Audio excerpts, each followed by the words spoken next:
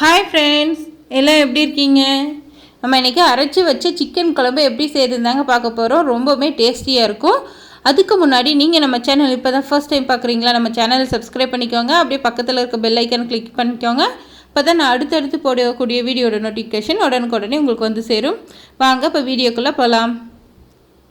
ஒரு fry pan வச்சுருக்கேன். 1 table spoon அளவு எண்ணெய் சேர்த்துக்கலாம். அதிகமாக சேர்க்க தேவையில்லை. எண்ணெய் நல்லா காஞ்சி வரட்டும். இப்போ எண்ணெய் நல்லா காஞ்சிச்சு. இப்போ 1/2 டேபிள் ஸ்பூன் அளவுக்கு சோம்பு சேர்த்துக்கலாம்.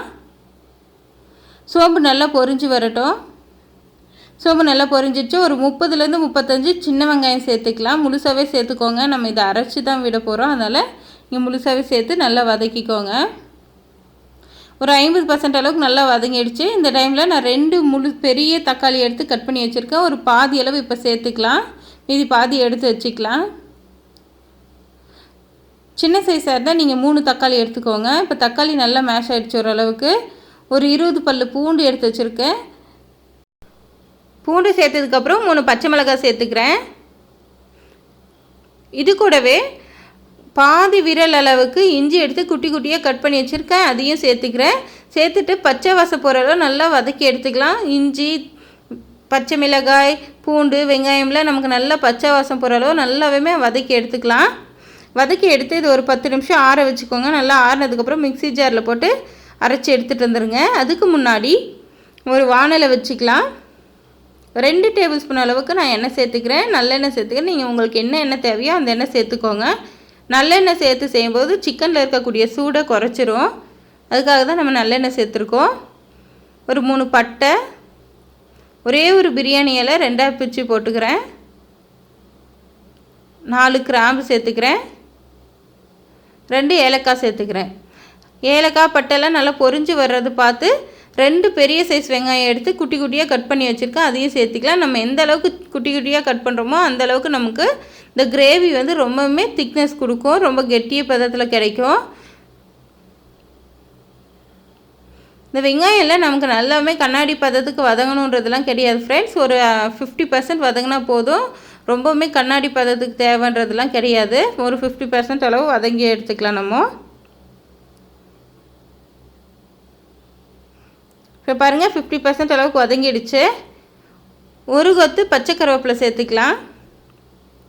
பச்சை கருவேப்பிலை எண்ணெயிலே சேர்த்து பொரிய விடும்போது உங்களுக்கு நல்ல வாசனையாகவும் நல்ல டேஸ்ட்டாகவும் கிரேவி கிடைக்கும். இப்போ நம்ம எடுத்து வச்சுருக்கோம் இல்லைங்களா மீதி தக்காளி, அதையும் சேர்த்துக்கலாம். சேர்த்துட்டு தக்காளியில் நல்லா குழஞ்சிடுற அளவுக்கு நல்லா வதக்கி எடுத்துக்கலாம். இப்போது பாருங்கள், தக்காளியெலாம் நல்லா குழஞ்சி போச்சு.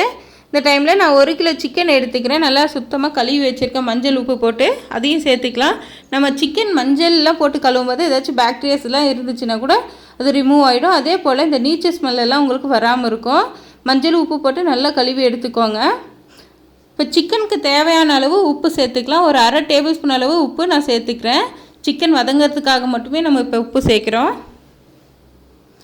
சேர்த்துட்டு நல்லா கலந்து விட்டுருங்க. கலந்து விட்டு ஒரு 10 நிமிஷம், ஒரு 50% அளவு நல்லா வேகட்டும். அது வரையும் நம்ம மூடி வச்சு எடுத்துக்கலாம்.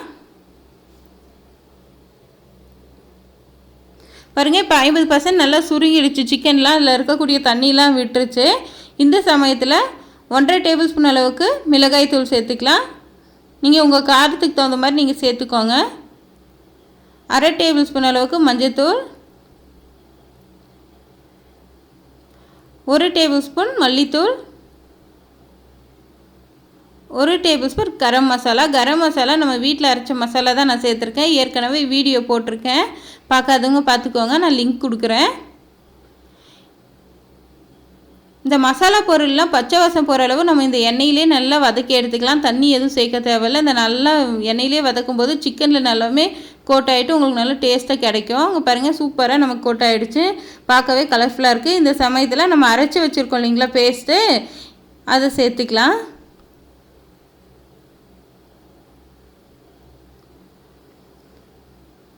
வெங்காயம் பூண்டு பேஸ்ட்டெல்லாம் சேர்த்துட்டோம். அதையுமே நம்ம எண்ணெயிலே வதக்கி எடுக்க போகிறோம். ஒரு 5 நிமிஷத்துக்கு எண்ணெயிலே பச்சை வாசம் போகிற அளவு நல்லா வதக்கி எடுத்துக்கோங்க. தண்ணி ஊற்றினா அந்த பச்சை வாசம் அப்படியே இருக்குது. இந்த மாதிரி எண்ணெயில் வதக்கி செய்யும்போது நல்லாவே இருக்கும் டேஸ்ட்டு.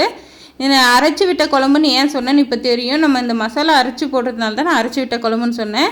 இந்த மிக்ஸியை வந்து கழுவி அதே தண்ணி நான் சேர்த்துக்கிறேன். ஒரு 400 ml அளவுக்கு தண்ணி சேர்த்துக்கிறேன்.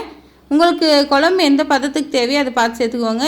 400 ml கரெக்டான அளவாக இருக்கும். 4 பேர்த்துக்கு நான் 400 ml சேர்த்துருக்கேன். இது கூடவே கொஞ்சோண்டு கொத்தமல்லி இலை இப்போ தூவிக்கலாம். கொஞ்சமாக இப்போ சேர்த்துக்கிறேன். மீதி பாதி வந்து நம்ம இறக்கும்போது சேர்த்துக்கலாம்.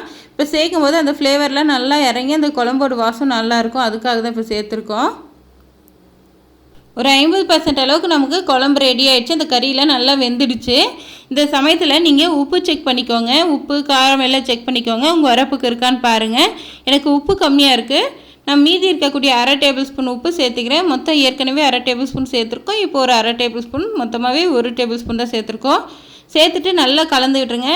கலந்து விட்டு ஒரு 10 நிமிஷம் நல்லா கொதிக்க வைங்க. ஒரு தட்டு போட்டு மூடிக்கோங்க. தட்டை மூடிட்டு நீங்கள் அடிக்கடி கிளறி விட்டுட்டே இருங்க. அப்படியே விட்டுறாதீங்க. நல்லா கெட்டிப்படட்டும். பாருங்கள், 10 நிமிஷம் ஆகிடுச்சு. உங்களுக்கு குழம்பு ரெடி ஆகிடுச்சு. இதோட போதும்னா நீங்கள் இப்படியே ஸ்டாப் பண்ணிக்கலாம். இல்லை கொஞ்சம் இன்னும் அதிகமான குழம்பு வேணும்னா நான் தேங்காய் வந்து அரைச்சி ஊற்றிருக்கேன். நீங்கள் தேங்காய் இல்லாட்டி முந்திரி வந்து ஒரு 10 முந்திரி பாலில் ஒரு 1/2 டம்ளர் பாலில் வச்சு அரைச்சி கூட நீங்கள் ஊற்றிக்கலாம். முந்திரி ஊற்றும் போது உங்களுக்கு கொஞ்சம் இனிப்பு சுவையாக இருக்கும். தேங்காய் ஊற்றும் போது நார்மலாக இருக்கும். இல்லை எதுவுமே எனக்கு வேண்டான்றவங்க அதோட ஸ்டாப் பண்ணிக்கோங்க. இப்படி தேங்காய் ஊற்றி செய்யும்போது உங்களுக்கு அதிகமான குழம்பு கிடைக்கும். அதுக்காக தான் நான் ஊற்றிருக்கேன். சேர்த்துட்டு ஒரு 5 நிமிஷம் நல்லா கலந்து விட்டுருங்க. தேங்காவோ முந்திரியோ சேர்த்ததுக்கப்புறம் நிறைய நேரம் விடக்கூடாது. இப்போ நமக்கு குழம்பு ரெடி ஆகிடுச்சு. மல்லித்தலையை தூவி நம்ம இறக்கலாம். உங்களுக்கு இந்த வீடியோ பிடிச்சிருந்தா ஒரு லைக் பண்ணுங்கள். அதே போல் உங்கள் ஃப்ரெண்ட்ஸ் கூட ஷேர் பண்ணிக்கோங்க. அப்போ தான் நம்ம சேனல் மற்றவங்களுக்கும் தெரியும். நிறை குறை ஏதாவது இருந்தால் கமெண்டில் சொல்லுங்கள்.